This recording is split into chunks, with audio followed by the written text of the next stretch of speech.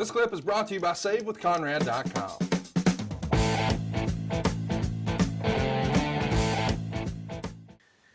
They were, it was a groundswell, and even to the point of, these guys were getting reactions every night that were incredible. And Vince is looking at it going, we got something here, guys. We got something here. And the groundswell he was hearing was, that Diesel groundswell, man. And he was really getting over at this point. Shawn's doing all the work, but Diesel didn't have to do much. And it used to be a running joke when I would go over the Heartbreak Hotel with Diesel and Shawn, and we'd go through it, and I'd give Shawn, okay, here's what we're going to talk about. This is what we're going to do.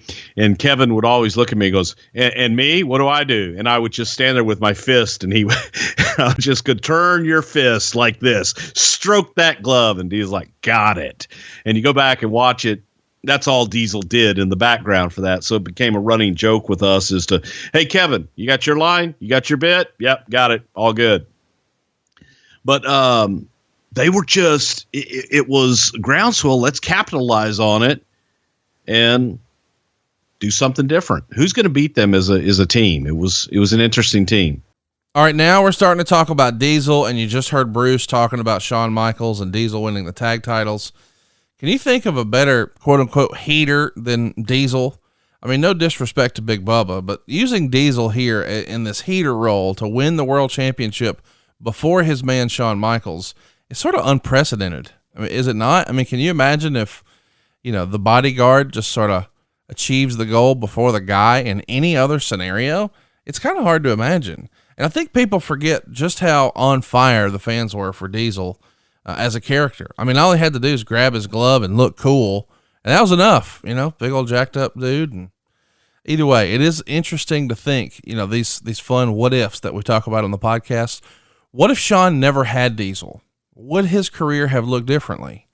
I mean, obviously if Diesel never comes into the territory and Shawn doesn't campaign for him, then he doesn't become world champ, instead. Would Shawn have been champ faster? And would it have worked as well? I mean, I'm glad it worked out the way it did, but it is sort of fun to reverse engineer it. All right, let's get back to it. It's the remix. Shawn Michaels, 94-95. Do you have a head shrinkers impression you could do for us? No, but I'll tell you a great story about the head shrinkers. We were in Paris, and they had a chocolate train set in the lobby of the hotel when you walk in. It was an elaborate city and a train, and it was on a track, and it actually worked. But it was every bit of it 100% made out of chocolate. And it was probably, I don't know, maybe 15 feet long, maybe 10 feet wide. Big, huge, beautiful display. We were doing an interview for a local Paris news show with the head shrinkers in the restaurant. And they had this elaborate setup of salmon and shellfish and oysters and mussels and roast beef and hams. Incredible buffet. And I told the head shrinkers, I said, stay in character. Don't break character. And Alpha's like, got it. And they went into the restaurant. As soon as we were live too, as soon as we started with the interviews, the head shrinkers went over to the buffet, and they were taking just everything and eating it, and eating whole mussels and whole clams. And they took the big, humongous pieces of salmon, which were like whole fish cut in half, and just eating them and spitting it all over the place. Started chewing on glass. They were eating the glasses before we could even get out of the restaurant. We finished up the interview, and before we're even getting out of the restaurant, I'm apologizing and trying to figure out how much this one's going to cost us. They had people in the front lobby moving that big display of the chocolate train set and everything, getting it the fuck out of there. And Pat Patterson and I had told him when we first checked in, you might want to move this until we're gone. And they finally did. That was my head shrinker story. They were the real deal, man. So the day after Shawn and Diesel win the tag titles, it's SummerSlam 94.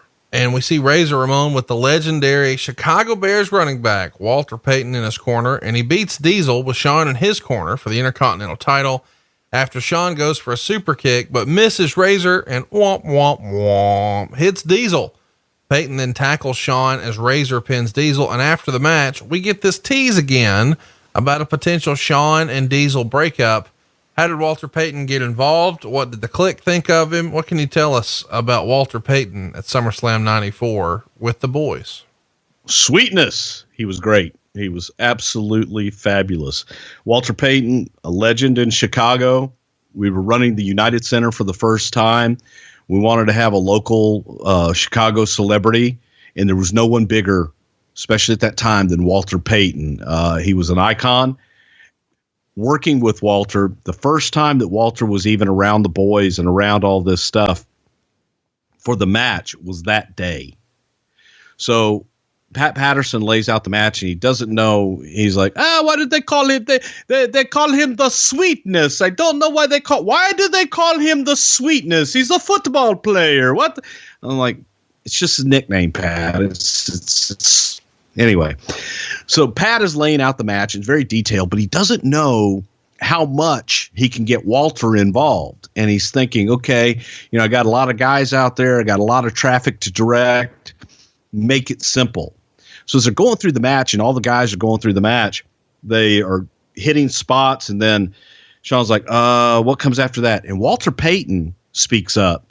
And Walter, after hearing the match, like 1-2 times, had it. I mean, he had it down. And Walter is giving the guys their spots in the match and where to be and what we're doing next. And from here, we go to here and we're going to do this and we're going to do that. So everybody's like, holy shit, Walter Payton gets it. And Walter didn't miss a spot. He was a joy to do business with. And he was great in the match because, he was used to playing football, calling things on the fly, and he fit in the match perfectly.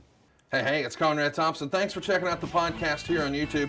Be sure to hit the subscribe button and the notifications bell so you get a notice anytime we upload some new content. And go save yourself some money right now. If you're in a 30-year loan or you have credit card debt, it's not a matter of if I can save you money. It's a matter of how much. Find out right now for free at SaveWithConrad.com.